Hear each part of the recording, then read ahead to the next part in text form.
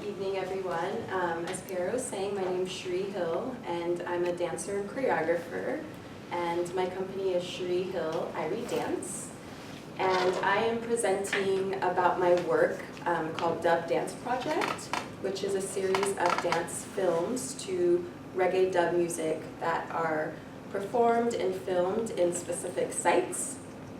And first of all, my mother, my grandmother are from Jamaica. They're Jamaican, and I grew up listening to reggae music as a child. And it wasn't until 2011 where I saw my first reggae dub sound system.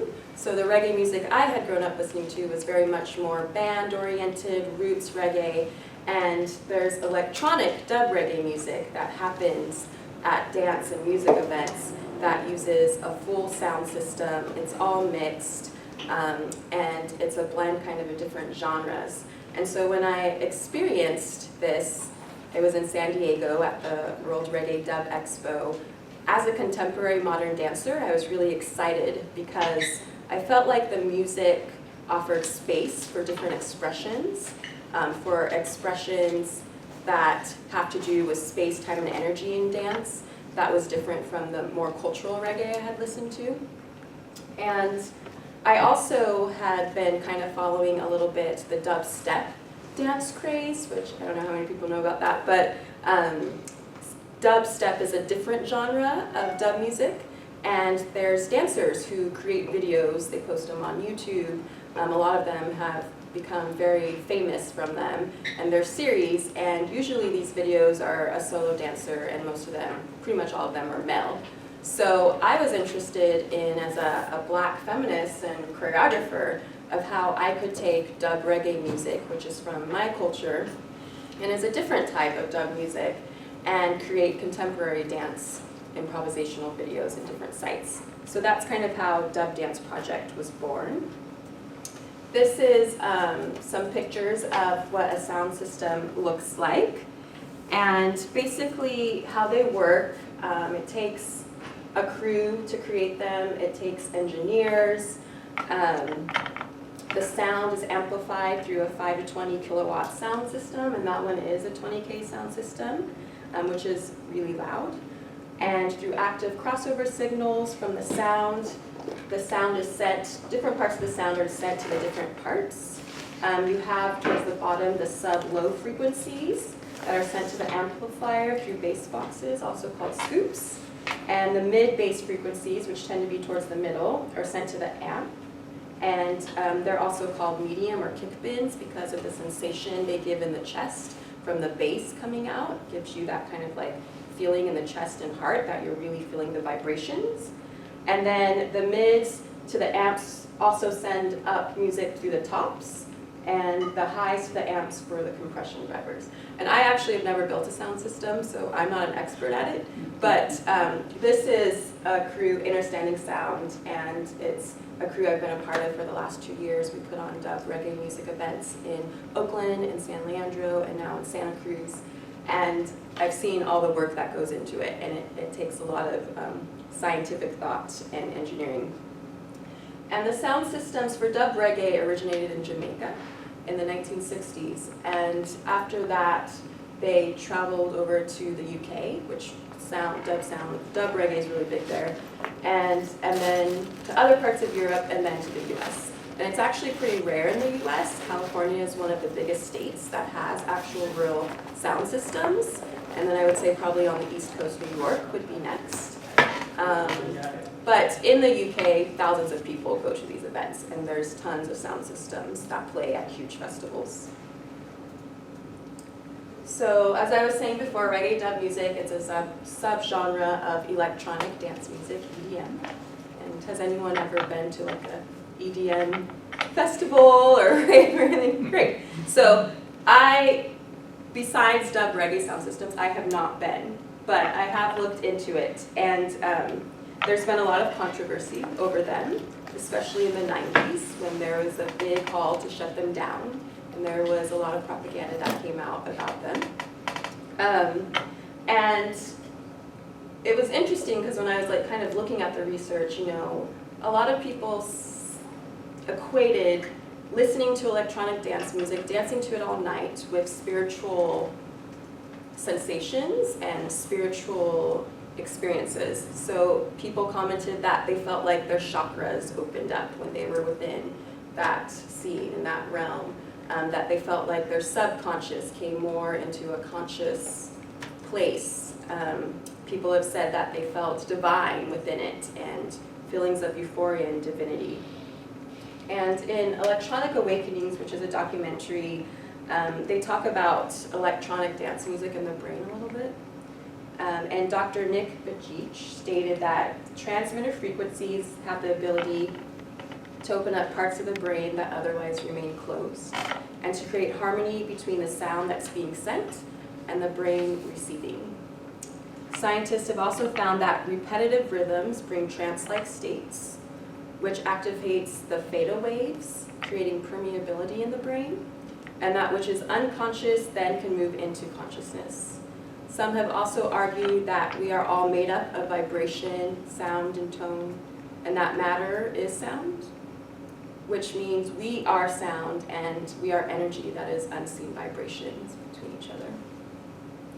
So in my research of more focused kind of dub reggae music coming out of Jamaica, there's a book I was reading called This is Reggae Music, and I found it interesting that this author, Lloyd Bradley, said how he feels is that he describes the sounds of dub reggae to be disconcerting and mutated from its original tune, but yet still recognizable. And he states that you can take each element of the tune as separate, the bass, the drums, the horns, the bongos, the keyboards, and so on, then set out to refocus the whole piece of work by adjusting, tweaking, bringing forward or pushing back each of them individually until the whole is satisfactorily rebalanced.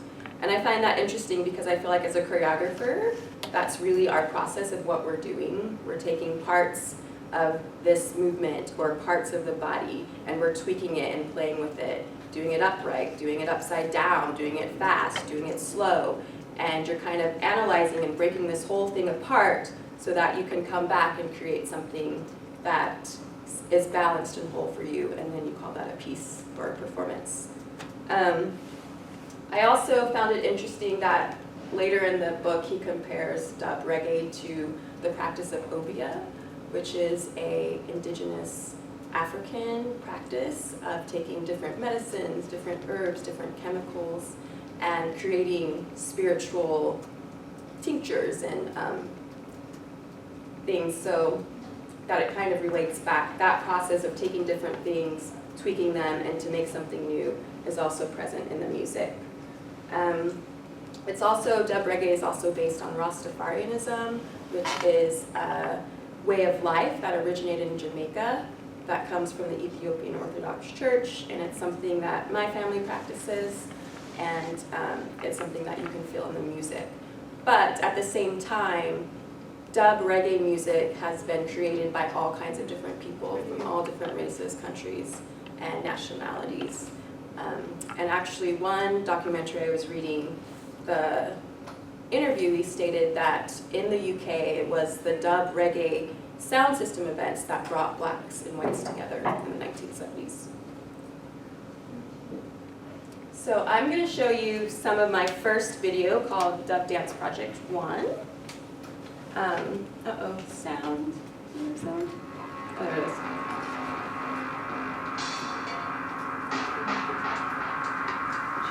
And this is to a dub reggae tune by King Earthquake called Tribulation Dub.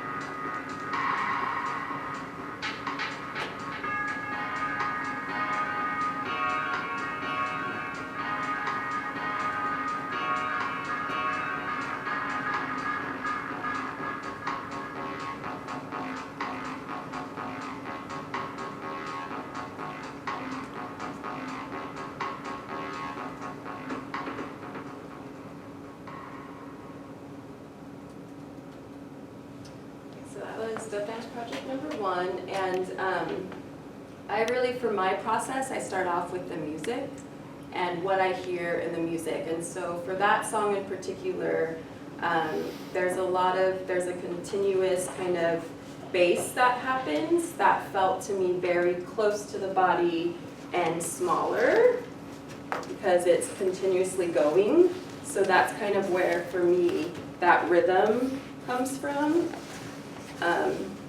As I'm just kind of playing in the studio with it. And then I will set something, some kind of phrase to it, and then I'll start listening to kind of what Lloyd Bradley was saying, is like, what are the other parts? And so another big part in a lot of dub music is echoing. And I kind of so I start to play with like, what is that echoing? What is that bound energy in the body, and where does it come from? And so I'll spend, a good amount of time in the studio over a process, maybe a month or 2 months, kind of just playing that out in my own body so I get used to it. And then once I feel like I'm comfortable in the music and the movement, I start looking for a site. And this site I found is in West Oakland. It's a big graffiti mural that I just happened to drive by in chance. And I felt like it was perfect for the music, the kind of grittiness the music has, which when you play it really loud, you can hear that. And I also was really attracted to the lines and the shapes within the mural. And so once I get to the site informs me again of what kind of dance am I going to do. And in this case, because I was against a wall, mostly all of my movement became more two-dimensional versus really using tons of space like maybe I would in a dance studio. It flattened out so that I could be partnering with this wall. And then instead of just doing the choreography I practiced in the studio, I allow the improvisation to come in where I can say, okay, right now there's a lot of curves happening in that painting. So where am I going to find those curves in my body, and how am I going to match up, or how am I going to contrast it with lots of sharp angles right now? Or there is sharp angles, so can we make those angles together, and can I become somewhat one with that site? So that was kind of my process for this video, and the process that I have for most of them.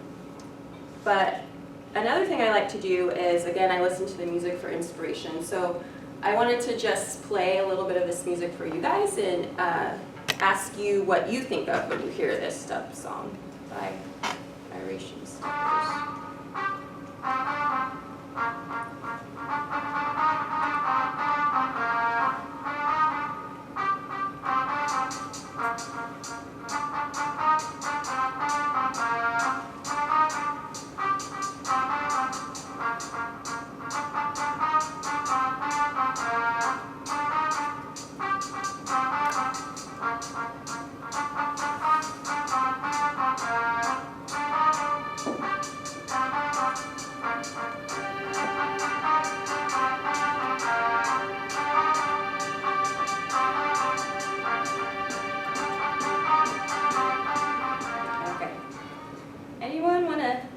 What do you hear? What does it remind you of, or what do you see? Or what's it make you feel?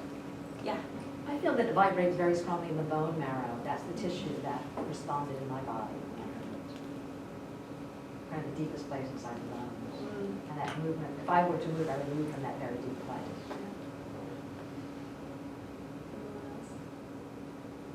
Yeah. It kind of builds a little bit. Maybe the business will become bigger. Yeah, it does, and it keeps building. So I asked this, I presented at Luna Dance Institute's 20 Points of View, this work, and I had an audience, and I asked them, because I was looking for a site for it, and a lot of them said they felt like it was very mechanical and kind of machinery-like, and so that inspired me to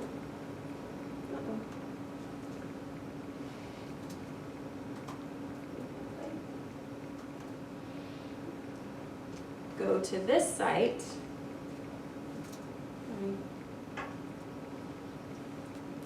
if it'll play. Nope. well, that one's not playing, but you can see in this picture, so I found kind of over in Berkeley somewhere, just like where there's a lot of construction and there was a lot of stuff and there's train tracks and transportation and it was kind of loud, and that's why I chose to do that particular film kind of in that area. And then when we get to the editing and things like that, we can add special effects and stuff like that. And this is for number 3, the music tended to have more of this kind of watery quality. So I think this is over in Emeryville by the shoreline, and the movement in that video is more undulatory, it's softer. And then my last dub dance project film I did was in a meadow because it's by Violin Boy and there's lots of strings in it, a lot of violin strings, which maybe I will play later. And this is my collaborator, David Wolford. He's the one that does the filming and we work on the editing together. And we usually spend about 2 or 3 hours filming and then coming back and looking at how does the choreography match with the music when we take it apart and we put it together. And he's like my right-hand man in really helping me out with the technical stuff.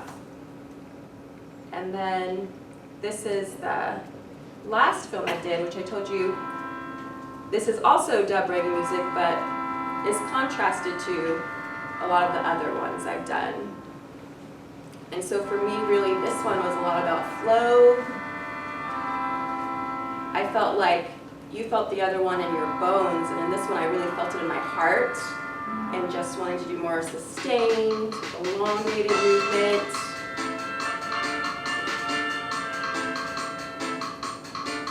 And for me, you know, being in nature, we call it Mother Earth for a reason.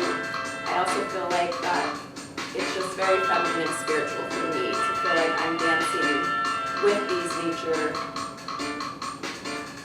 pieces of nature and with different elements, the wind, the grass, the ground. And as I'm dancing, I'm always thinking about that. How can I mirror it? How can that texture I feel be emphasized in my body? And then again, of course, how the music also, I respond to that.